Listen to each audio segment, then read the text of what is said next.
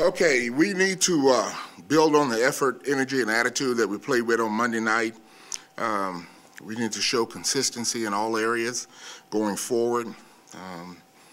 No one is happy about our record, and we need to improve on Monday's performance. And I feel that the second half of the season can be a lot better if we do that.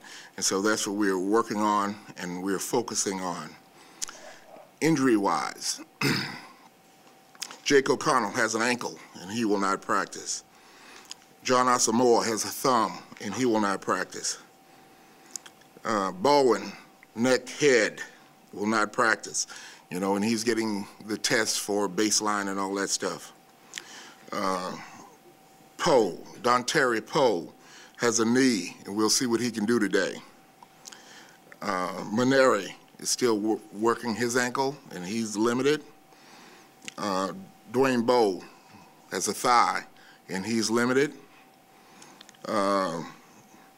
Brady Quinn with his head, he's feeling a lot better, doing a lot better. He went to the doctor, and the doctor told him he was doing better. And the doctor also told him that he was going to monitor him during this week, and if he makes it through the week without incident, that he could be cleared for the weekend. But he's got to make it through the week before the doctor will clear him. Now, Brady does feel better, and I'm good, and I'm glad that he is feeling better, but he hasn't been cleared to play yet. And so as a result of that, Castle will be the quarterback, because I can't take the chance on practicing a guy and then not have him ready to play on Sunday. So Matt is the quarterback. Quinn and Stanzi, they're going to work during the week, and I'll name the backup before the game on Sunday. And in the meantime, the Bengals are playing pretty good. They just beat the Giants. The Giants have been a good team, and so I think that they feel good about where they are. They've been on a 4-game losing streak, and so to break out of that against the Giants, I think they feel good. And now they're going to come in here and feel like that they've got a good chance to win another game. But if we work on our attitude, our effort, and the things we did Monday night, clean up one or two things, I think that we're going to play good. And so that's the focus, and that's what we're going to go do. All right, so with that, I'll open it up. Not that Brady is the medical expert here, but just the mechanics of this. So he said he saw the doctor in Pittsburgh. He did. Who said he cleared him to play. Cleared him to practice for the week. That's what I'm saying. So that really meant to put on a helmet.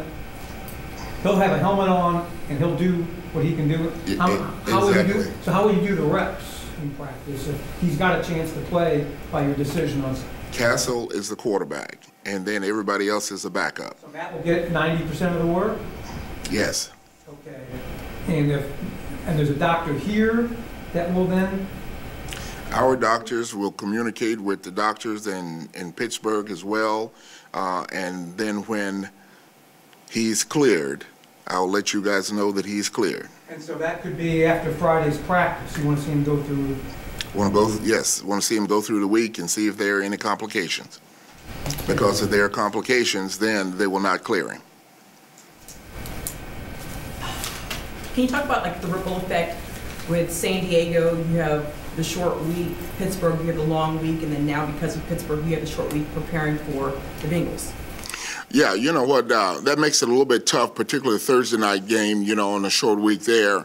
Then when you have the long week, you don't mind the long week because that gives you a chance to do more preparation, give your guys a chance to get healthier. But then you turn around and now you got a short week again.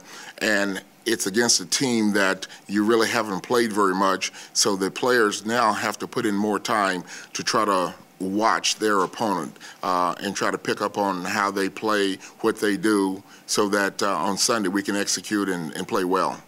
Romeo, what did Castle tell you about the interception in overtime the other day, what he saw or didn't see as the case might be? Well, he saw that Dwayne Bowe had a chance to be open, and so he was throwing it to Dwayne Bowe, and the ball got tipped before he got there. Romeo, how has Steve Breston fallen from a pretty dependable playmaking receiver to a healthy and active? Well, you know what, Steve is a good pro. He's a good teammate, and he tries to do everything to help this team, and I appreciate that. And what's happened a little bit is that he hasn't made as many plays, and so as a result of it, you know, this past game he took the back seat so that we could get a younger player up to see what the younger player could do. And, you know, it goes week by week in this business, so we'll see how it goes this week. Has he lost a step, or is the new offense not to his has that been an adjustment? Well, you know, he's a veteran player, and some young guys might have a little bit more quickness and a little bit more speed, and if you as a coach want to take a look at that speed, you have to make a move, and so I did. And then Baldwin's injury, that could have an impact on Steve's. Exactly.